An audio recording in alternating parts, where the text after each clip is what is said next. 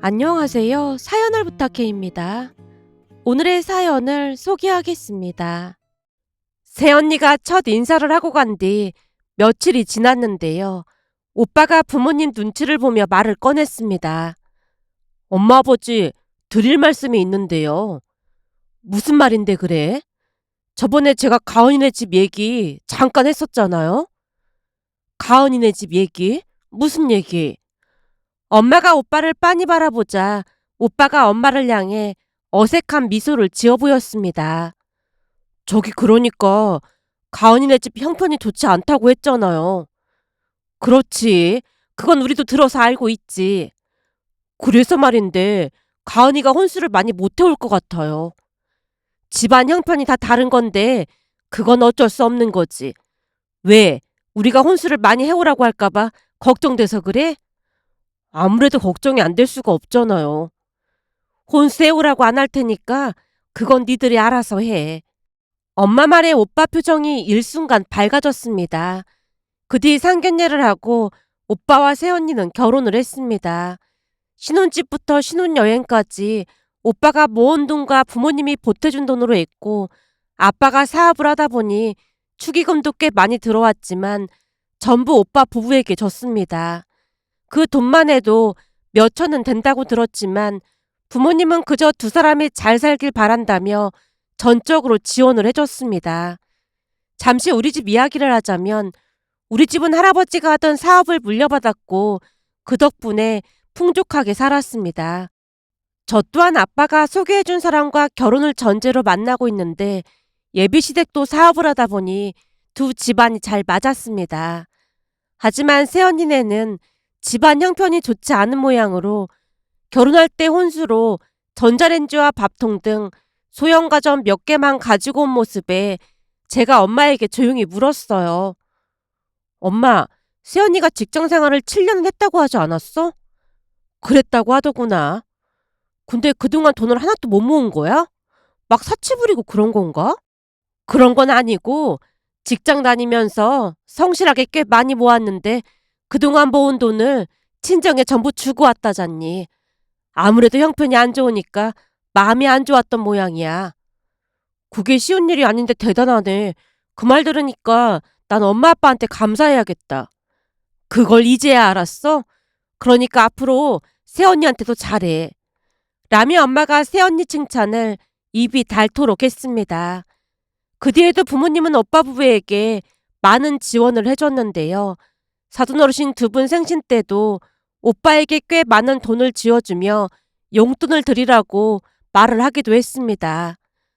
우리가 드렸다는 말은 하지 말고 네가 용돈 드리는 것처럼 드려. 우리가 드렸다고 말하면 불편할 수도 있잖아. 알았어요. 엄마 정말 고마워요. 고맙긴 뭐가 고마워. 가족인데 서로 챙기면서 사는 거지.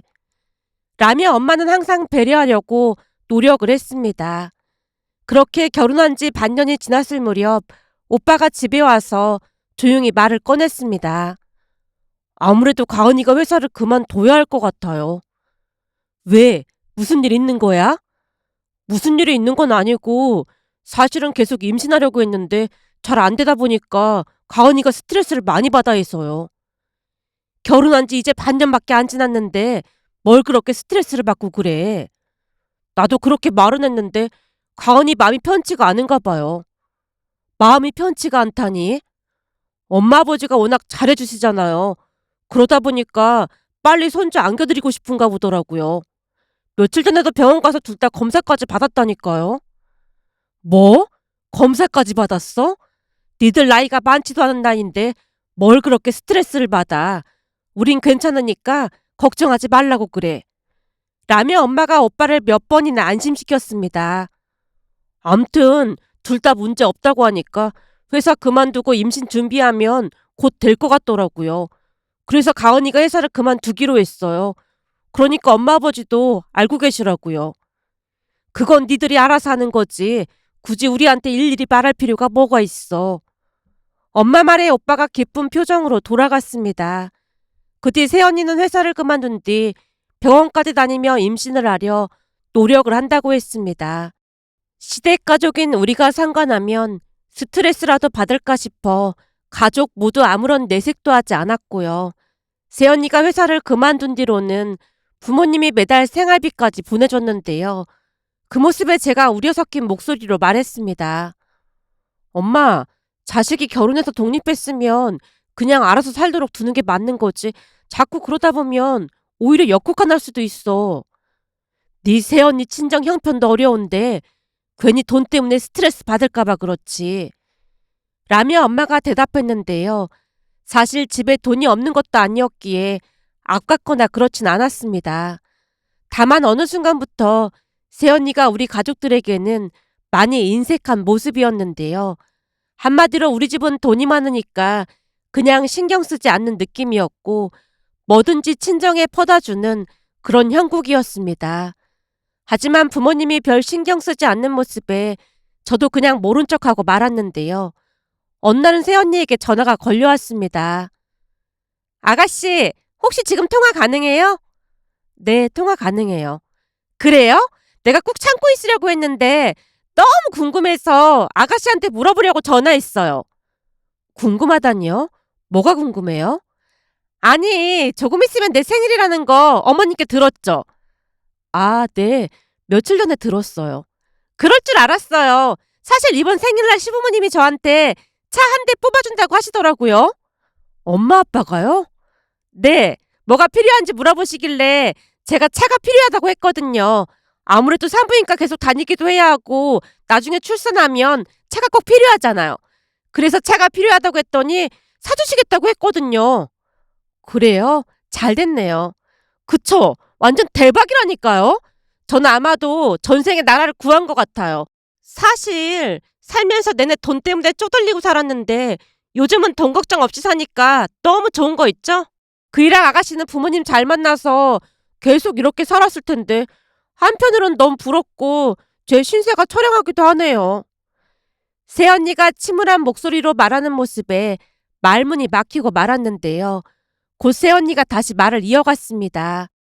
아가씨, 그래서 말인데 내 생일날 시부모님이 저한테 차 사준다고 했잖아요. 그리고 그이는 제 생일 선물로 시계 사주기로 했거든요. 근데 아가씨는 뭐 사줄 거예요? 하나뿐인 새언니인데 좋은 걸로 선물해 줄 거죠? 네? 선물이요? 설마 아가씨는 제 선물 준비 안 한 거예요? 아직 준비 안 했는데 차츰 생각해 보려고 했어요. 그래요? 그럼 제가 갖고 싶은 거 말해도 돼요? 이왕이면 제가 갖고 싶은 걸 선물로 받으면 좋잖아요. 아, 그럼 언니는 뭘 받고 싶은데요? 새언니가 마치 맡겨둔 걸 찾는 사람 마냥 너무나 당당하게 요구를 했기에 약간은 기분이 상한 채 물었습니다. 얼마 전에 제 친구가 명품백을 샀다고 막 자랑해서 배가 아팠거든요. 그래서 말인데 저도 그 명품백 사주면 안 돼요? 아가씨가 백 사주면 사진 찍어서 SNS에 올릴 생각이거든요. 그럼 사람들이 얼마나 부러워하겠어요? 네? 명품백이요? 네, 내가 지금 사진 보낼 테니까 한번 봐주세요. 그럼 전 아가씨가 백 선물하는 걸로 알고 있을게요. 저기 언니, 제가 새언니를 불렀지만 이미 전화가 끊어져 있었습니다. 그렇게 새언니가 보낸 사진을 확인해 보다가 놀라서 입이 벌어졌어요. 이게 뭐야? 설마 나한테 이렇게 비싼 걸 선물해 달라는 거야? 제가 큰 소리로 중얼거리고 있었는데요. 주방에 있던 엄마가 다가와 물었습니다. 왜? 무슨 일인데 그래? 아니, 곧 있으면 새언니 생일이잖아. 근데 엄마 아빠가 차 사주기로 했고 오빠는 시계를 사주겠다고 했다면서 새언니가 나한테도 선물을 사달라고 연락이 왔더라고. 뭐? 너한테도? 그럼 그냥 백화점에 가서 화장품이나 하나 사줘. 엄마가 대수롭지 않게 말하는 모습에 저도 모르게 짜증스레 말했습니다. 새언니가 나한테 받고 싶은 선물을 사진까지 보내왔다니까. 뭔 사진을 보내왔는데? 명품백 선물해달라고 사진까지 보내왔는데 백 하나에 몇백만 원짜리야. 엄마 아빠한테 차도 선물 받는다며. 근데 이건 좀 아니지 않아? 거기다 몇 달 전 내 생일 때는 케이크 하나에 10만 원짜리 백화점 상품권 한 장 줬잖아. 그러면서 나한테 어떻게 명품백을 바랄 수가 있어. 순간 욱하는 마음에 볼을 실룩거리며 격앙된 어조로 소리쳤는데요. 엄마 또한 기분이 좋지 않은 모양으로 긴 한숨을 내쉬었습니다. 엄마가 오빠한테 잘 말할 테니까 기분 풀어. 엄마가 보니까 네 새언니가 그동안 워낙 힘들게 살아서 갖고 싶은 것도 많고 그런 것 같아. 우리가 그 정도 해주면 언니도 뭔가 보답 같은 걸 해야 맞는 거 아니야? 사람이 어떻게 받기만 할 수가 있어. 내 생일은 그렇다고 쳐도 아빠 생신 때도 꼴랑 현금 20만 원 줘놓고는 어떻게 자기 생일날 차를 선물해달라는 말을 할 수가 있냔 말이야. 엄마, 그동안 내가 곰곰이 생각해봤는데 이건 아닌 것 같아. 며칠 전에는 새언니 인스타가 떠서 들어가 봤더니 온통 놀러다닌 사진만 잔뜩이야. 물론 그럴 수도 있겠다 이해하려고 했어.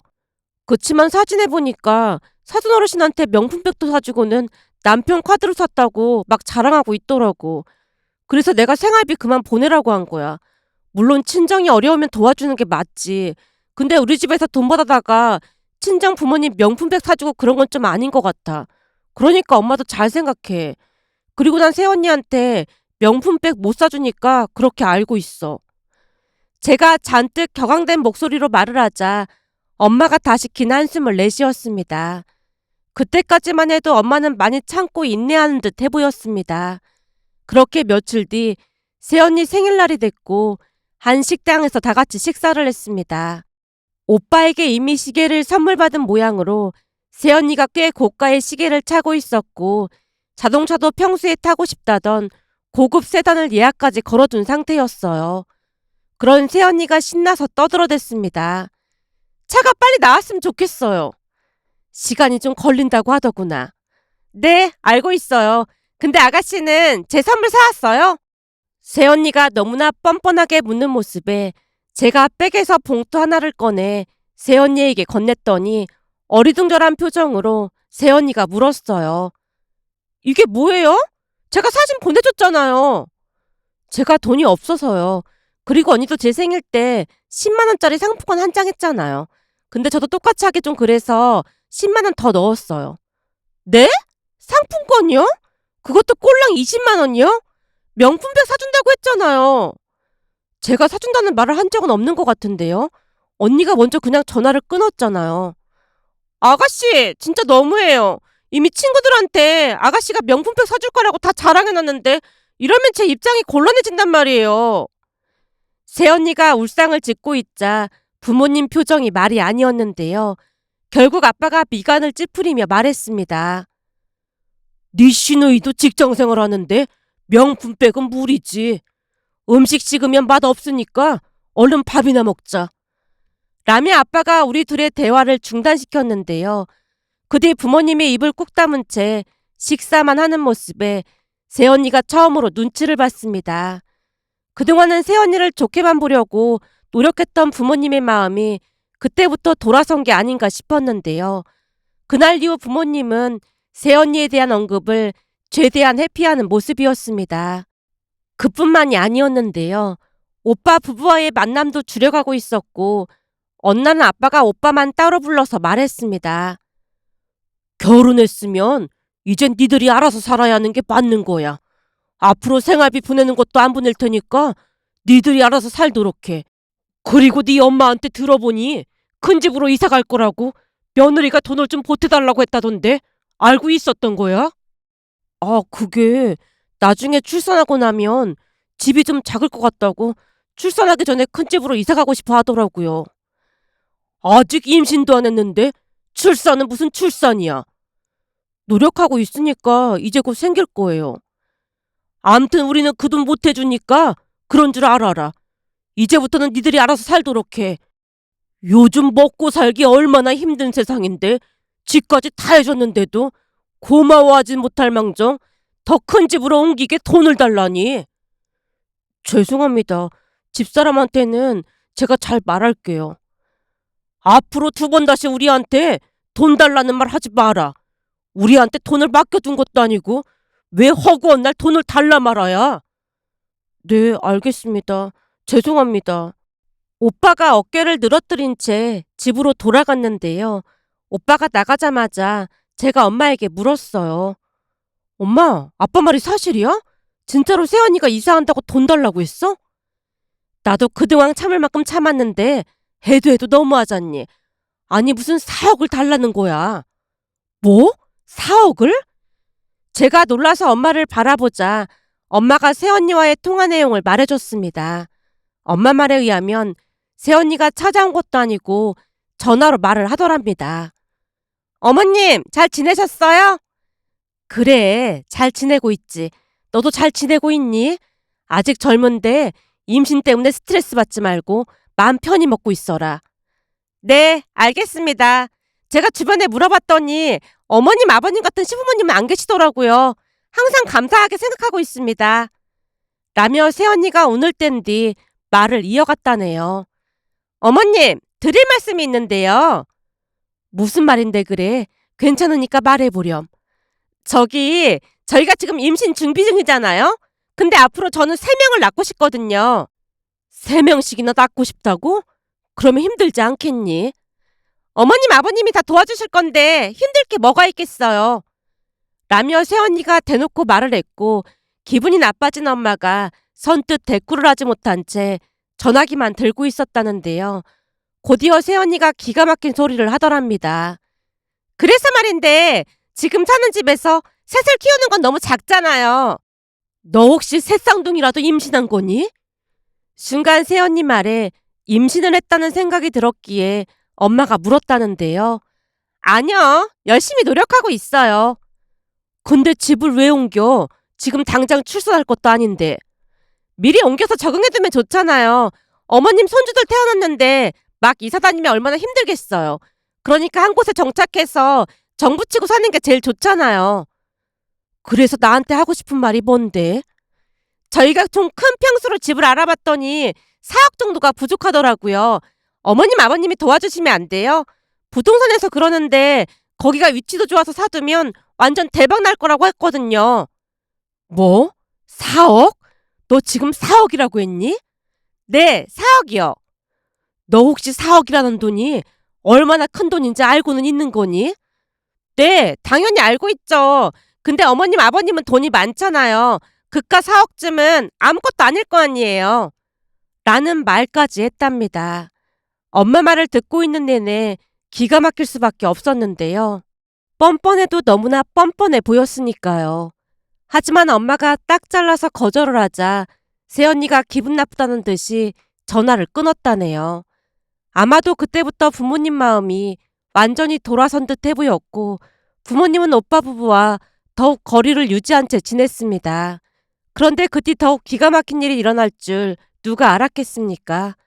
어느 날 안사돈 어르신에게 전화가 걸려왔다네요. 사부인, 잘 지내셨죠? 네, 사부인도 잘 지내셨죠? 저기, 제가 할 말이 있어서 그러는데 잠시 시간 좀 내주시겠어요? 혹시 무슨 일 있는 건가요? 그런 건 아니고 사부인이랑 식사하면서 이런저런 얘기 좀 하고 싶어서요. 우리가 친하게 지내면 우리 딸이랑 정서방도 좋아할 것 같고요. 아, 네, 알겠습니다. 그럼 어디로 가면 될까요?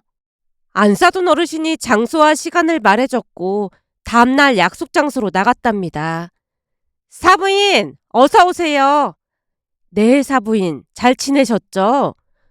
뭔가 꺼림칙한 느낌이 들긴 했지만 엄마가 최대한 밝은 표정으로 인사를 했다는데 안사돈 어르신의 모습이 많이 달라져 있었다네요. 옷부터 신발까지 명품으로 휘감고 있었답니다. 거기다 테이블 위에 마치 자랑이라도 하듯 명품백을 올려둔 채 안사돈 어르신이 입을 뗐다네요.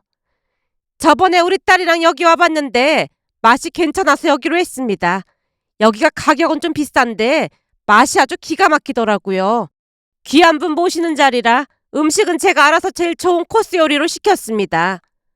아, 네. 라며 메뉴판을 보던 엄마가 흠칫 놀랐다는데요. 음식 가격이 생각보다 많이 비쌌다고 했으니까요.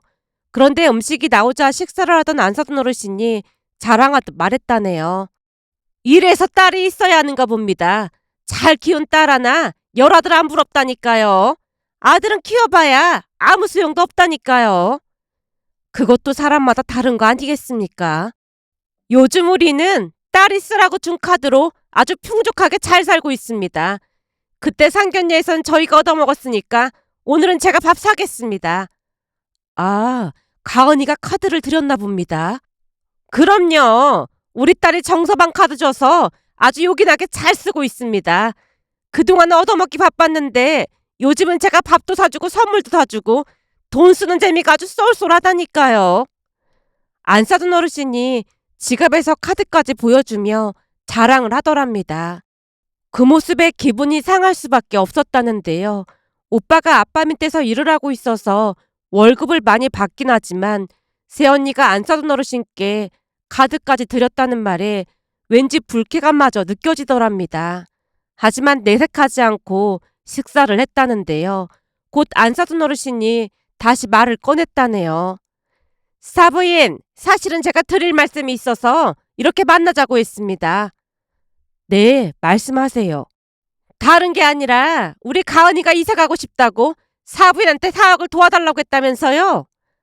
아, 네, 그랬죠. 근데 딱 잘라서 거절하셨다고요. 그랬죠. 4억이 적은 돈 아니니까요. 안 사둔 어르신 입에서 4억이라는 돈 이야기가 나오자마자 엄마 표정이 굳어졌다는데요.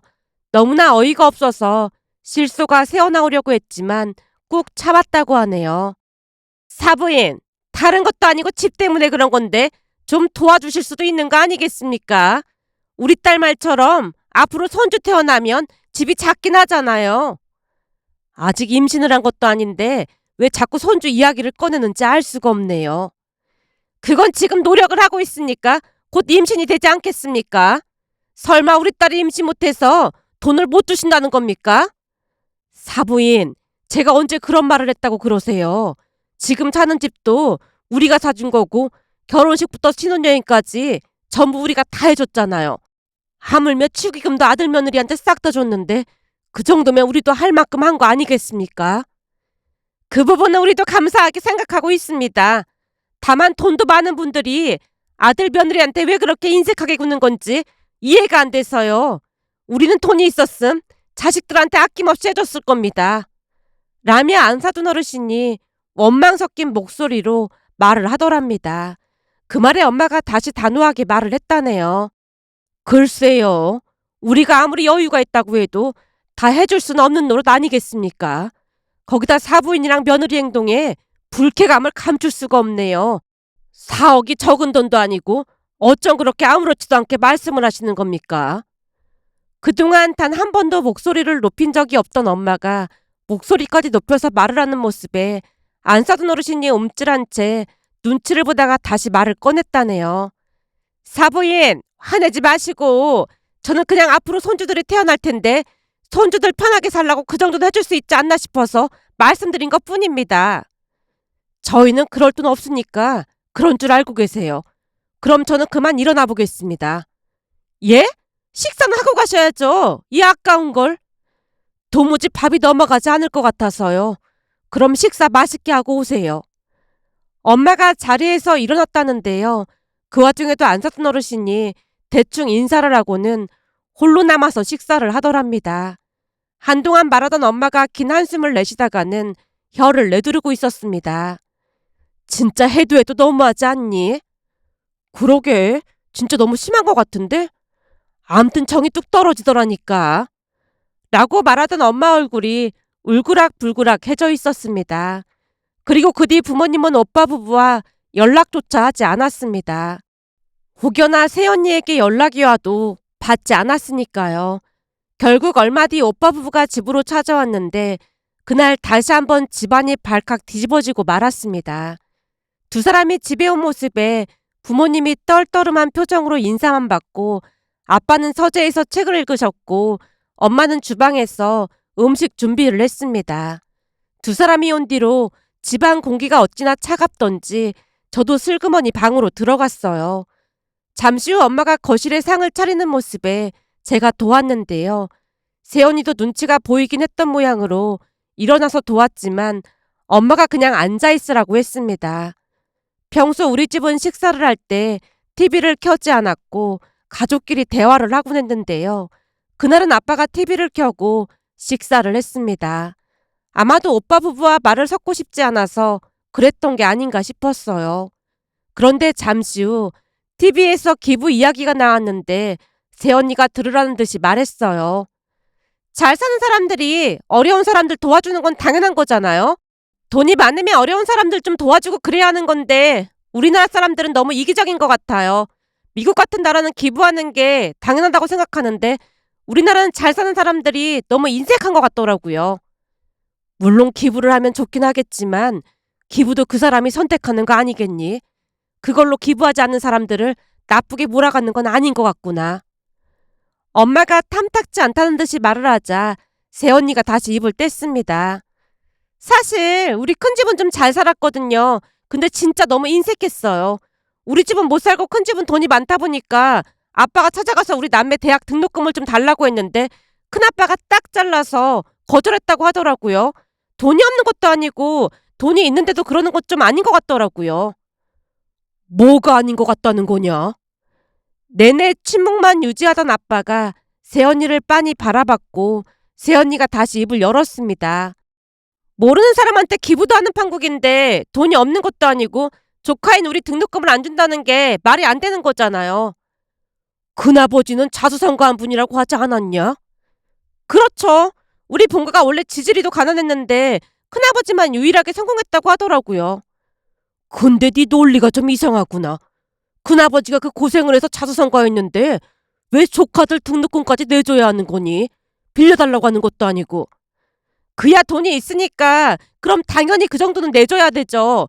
돈 있는 사람들이 그러고 사니까 대한민국이 이 모양 이 꼴인 거예요. 생각해보세요.